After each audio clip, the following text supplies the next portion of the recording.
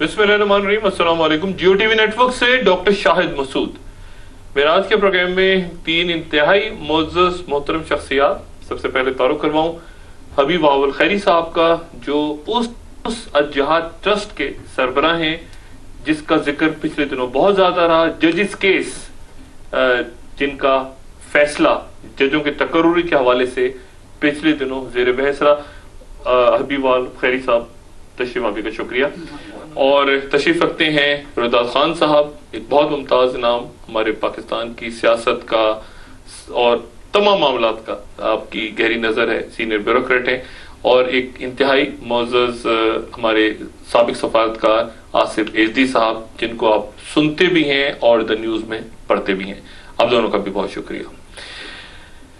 حبیب صاحب، گفتگو کا آغاز آپ سے۔ جہاں کہیں بات کرو اس وقت عوام میں، ایک سوال وہ پوچھتے ہیں کہ کیا ہونے والا ہے، یہ کب جائیں گے، ہم کہاں کھڑے ہیں، کیا بنے گا؟ اور ایک انتہائی، یعنی یہ میں نے پچھلی نشست میں بھی کہا کہ بظاہر لگتا ہے کہ حکمراں irrelevant ہو گئے ہیں۔ جیسے انڈیا کے ساتھ ڈائلاگ ہوا، اس میں یہ کہیں نہیں ہے۔ منموہن سنگھ سعودی عرب میں ہے اور ہمارے زرداری صاحب نجی چھٹیاں منا رہے ہیں لندن میں، قومی خزانے کے اوپر مزید بوجھ ڈالتے۔ تو یعنی یہ حکمراں irrelevant ہو گئے ہیں، خطے میں اہم تبدیلیاں آ رہی ہیں، عوام بیزار ہیں، کہاں کھڑے ہیں ہم بہت ہی خطرناک جگہ کھڑے ہوئے ہیں۔ لیکن میں ابتدائی میں ایک بات عرض کر دوں کہ مایوسی کی کوئی بات نہیں، کیونکہ اللہ تعالیٰ کا ایک فرمان میں پیش کرتا ہوں جس کی بنیاد پر میں نے الجہاد ٹرسٹ بنایا تھا۔ وہ یہ ہے کہ اگر تمہارا دامن ظلم سے آلود نہ ہوا تو ہم تمہیں امن کی دولت سے نوازیں گے۔ امن کی بنیاد ظلم کی نبی۔ اگر ہم ظلم کرتے رہیں گے کسی نہ کسی طریقے سے امن نہیں ہو سکتا، کچھ کر لیں۔ اور دوسری بات کہ یہ جو خاموش تماشائی ہے نا، یہ خطرناک ہے، اور اللہ تعالیٰ کہتا ہے ان کا حشر ہم ظالموں کے ساتھ کر دیں گے۔ لیکن کسی قوم کو ہم اس وقت تک غرق نہیں کریں گے جب تک اس میں ایک بھی مجھ جیسا نہیں و نظار شخص ظلم کے خلاف لڑتا ہوا پایا جائے گا۔ تو اس لیے ملک کو بچانا ہے تو پوری قوم کو ظلم کے خلاف کھڑا ہونا پڑے گا۔ کیسے کھڑے ہو؟ روٹی کے لیے لوگ مر رہے ہیں، یہاں روٹی نہیں مل رہی، بجلی نہیں مل رہی، کیا کریں؟ کہ ایک دوسرے کو کھا جائیں گے، وہ وقت آ گیا ہے۔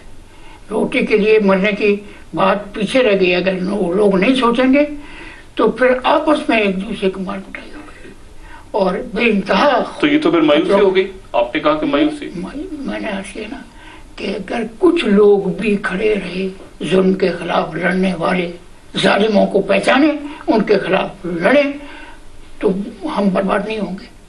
اس لیے اب ظالم آپ دیکھیں بہت بڑے ہیں کہ پورے ملک کو لوٹ کر باہر لے گئے۔ ان سے بڑا ظالم کون ہوگا کہ جن کو ملک کی بقا سلامتی کا احساس ہی نہیں ہے، اپنے حلوے مانڈے اپنی باتوں سے۔ اور ان کے نزدیک ایک جمہوریت جو ہے وہ آئین اور قانون کی حکمرانی کا دوسرا نام ہے، اس کے بغیر جمہوریت نہیں۔ تو یہاں آئین اور قانون تو بے معنی ہو کے رہ گئے۔ آپ پڑھ کے بتائیے ان کو، چیزیں بتائیے، وہ مانتے ہی نہیں ہیں۔ نہیں، لیکن ان کا جو فلسفہ اور ان کا جو نقطہ نظر ہے وہ بھی بڑا درست ہے۔ وہ کہتے ہیں نا ہمیں اتنے سال گالیاں دیں، ہم کرپٹ تھے، ہم بے ایمان تھے، ہم چور تھے، تو دیکھو ہم ایوانوں میں بیٹھ گئے اور دو تاکہ ہم وائٹ ہاؤس میں بیٹھ جائیں گے اگلی بار۔ مطلب دیکھیں نا ان کا یہ فلسفہ ہے نا کہ کیا کر لیا۔ پہلے تو ایک دور تھا خیری صاحب جب ذرا سا چھینٹا کسی کے دامن میں پڑتا تھا لوگ لرز جاتے تھے، محلے میں لوگ کہتے تھے کہ یار یہ کرپٹ آدمی ہے، یہ پولیس سے لوگ ملتے نہیں تھے، رشتہ نہیں دیتے تھے، اس خاندان میں ہاتھ نہیں ملاتے تھے، دکان پہ جاتا تھا۔ اب تو اس کی آؤ بھگت ہے، اس کو ایوانوں میں بٹھایا ہوا ہے۔ امیگریشن کے آفیسرز سلوٹ کر رہے ہیں ایئرپورٹ پہ ان لوگوں کو جن کے نام ECL میں ڈلے ہوئے تھے یا ڈلنے والے ہیں۔ یعنی دیکھیں نا تماشا۔ تو میں گزارش کروں گا کہ یہ کہتے ہیں ہم الیکشن کے نتیجے میں ہو کر آ گئے۔ الیکشن تو فراڈ تھا، پاکستان میں کبھی فیئر الیکشن ہوئے ہی نہیں۔ میں اس پر کتابیں لکھ سکتا ہوں کہ پاکستان میں کبھی فیئر الیکشن ہوئی نہیں، اور اصغر خان کی ایک درخواست جس میں میں وکیل ہوں پڑھی ہوئی ہے کہ ISI کا پولیٹیکل سیل. اچھا آپ اس میں وکیل ہیں؟ جی میں. اچھا. ISI کا پولیٹیکل سیل جو ہے وہ اس کا مقصد، اب آرمی کا ادارہ، اس کا مقصد ہے کہ اپنی مرضی کے نتائج برآمد کرنا الیکشن میں. اب ہاؤ کین دے فیل؟ نہیں تو یہ کیا خاک مرضی کے نتائج ہیں؟ یہ تو یہ تو ان کے گلے میں پڑے ہوئے ہیں. اب آپ اندازہ لگائیے کہ چیف آف آرمی اسٹاف جو اس نے کروایا نا، chief of army staff general Musharraf, وہی was the head of the army. اور وہ میں سمجھتا ہوں اتنا بے وقوف ہو نہیں سکتا کہ اپنی مرضی کے برعکس الیکشن کروا لے اور نتائج برآمد کر لے. تو it was all his manipulations.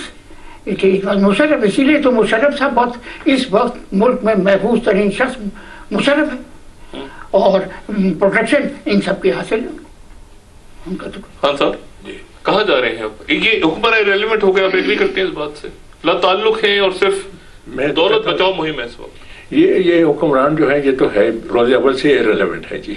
ان کی تو کوئی حیثیت ہی نہیں ہے جی. ان کی تو کوئی حیثیت نہیں ہے جی. اور یہ تو کسی اور نے ان کو بٹھایا ہوا ہے. یہ جو لوگ ہیں یہ تو میڈ ان واشنگٹن ہے جی. ان کو تو واشنگٹن نے بٹھایا ہوا ہے، پاکستان کے لوگوں نے نہیں بٹھایا ہوا. نمبر 1 جی،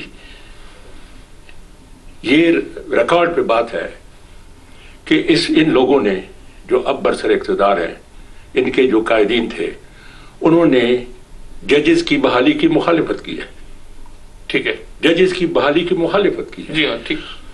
پاکستان کے لوگ جو تھے، عوام تھے، وہ کانسٹیٹیوشن ایونیو پہ ٹیئر گیس کا مقابلہ، رینجر کا مقابلہ، پولیس کا مقابلہ، یہ اسٹیٹمنٹ دے رہے تھے کہ یہ پاکستان کی سڑکوں کو اوپر یہ فیصلہ نہیں ہونا چاہیے، تو کہیں عدالت میں فیصلہ ہونا چاہیے. یہ ان کے قائدین کے یہ بیانات. لیکن پھر ہو گیا نا. اچھا، in spite of them, ٹھیک ہے، in spite of them, in the teeth of opposition from these people جی. یہ ان کی وجہ سے نہیں ہوا جی. یہ کہتے ہیں کہ یہ کام چٹکی سے نہیں ہوتا، خط بھی لکھ دیا جائے گا، مگر ایسے نہیں ہوتا. ججز جو تھے وہ کیسے بحال ہوئے؟ وہ تو ایسے بحال ہوئے. احتجاج آپ نے کہا ہے نا کہ چٹکی میں سارا NRO. مگر ججز بحال ہوئے ہیں رات کے 2 بجے، جب سونامی آ رہا تھا گجرانوالہ سے، عوامی طاقت کے زور سے یہ بحال ہوئے. مگر جو افسوسناک بات ہے ڈاکٹر صاحب، وہ یہ ہے کہ اس ایک بہت بڑی اسٹرگل کے بعد یہ لوگ بحال ہو گئے ہیں، اور بجائے اس کے کہ ان کو موقع دیا جائے کہ وہ پاکستان کے جتنے پرابلمز ہیں لوگوں کو انصاف دیں جی، ان کے راستے میں رکاوٹیں ڈال رہے ہیں جی، ان کو ڈیفائی کر رہے ہیں. یہ بہت خطرناک بات ہے ڈاکٹر صاحب. میڈ ان واشنگٹن، کیا ابھی میڈ ان واشنگٹن کہا جائے؟ میڈ تو چلے ہوئے تھے لیکن سیوڈ بائی واشنگٹن آپ سمجھتے ہیں آج کے حالات میں؟ ایک تو تاثر یہ کہ واشنگٹن براہ راست جو ہمارے مقتدر حلقے ہیں ان کے ساتھ بات کر رہا ہے ریجن کے اندر. میں تو جناب کیا نہیں ریپرزنٹیشن دی برسلز میں جا کے؟ انڈیا کے ڈائلاگ میں کہیں ہمیں حکمراں نظر نہیں آئے سیاسی. تو میں تو کہوں گا کہ واشنگٹن نے اس وقت اس حکومت کو ایک حد تک یعنی رائٹ آف کرنا شاید ایک مبالغہ ہوگا، لیکن اب جو امریکن گورنمنٹ ڈیل کرتی ہے وہ ہماری پریزیڈنٹ سے یا پرائم منسٹر سے نہیں کرتی ہے، وہ آرمی چیف سے کر رہی ہے، جو میں کہتا ہوں بہت ہی ایک خطرناک علامت ہے. اس کی وجہ یہ ہے کہ ہمارا صدر صاحب جو ہیں اور وزیر اعظم صاحب جو ہیں، خاص طور پہ گیلانی صاحب، صدر کو تو ویسے بھی ایک پارلیمنٹری سسٹم میں اختیار نہیں ہوتا ہے، لیکن پرائم منسٹر کو اختیار ہوتا ہے، لیکن وہ اپنے اختیار کا استعمال نہیں کر رہے ہیں، وہ صدر کے احکام پہ چل رہے ہیں. اور بار بار ہوا ہے کہ انہوں نے فیصلے کیے ہیں جو وہ خود ہی بعد میں کہا کہ میں غلط فیصلہ کیا. ججز کی اپوائنٹمنٹ کے اوپر خود ہی کہا تھا کہ ہر غلطی کا ایک طریقہ ہوتا ہے، ریمیڈی ہوتی ہے. تو غلطی کیوں کی انہوں نے؟ غلطی اس لیے ہوئی کہ صدر صاحب نے ان کو حکم دیا. نہیں تو پرائم منسٹر کا کام یہ رہے گا غلطی ریمیڈی غلطی ریمیڈی غلطی ریمیڈی. میں کہہ رہا ہوں کہ پرائم منسٹر صاحب اپنے اختیار کا استعمال نہیں کر رہے ہیں، وہ صرف صدر کے احکام کی تعمیل کرتے ہیں، ملک کو ایک دوسرے بحران میں لے کے جا رہے ہیں. پچھلے مارچ میں پرائم منسٹر جو ہیں، اس میں سب سے زیادہ ذمہ دار پرائم منسٹر کو کہوں گا. زرداری صاحب تو ہیں، وہ تو ایک مشکل میں ہیں، وہ کئی ماہ کے ہار چکے ہیں. اب میں کہوں گا کہ وہ ایک پریسیپیس کے ایج پہ کھڑے ہوئے ہیں.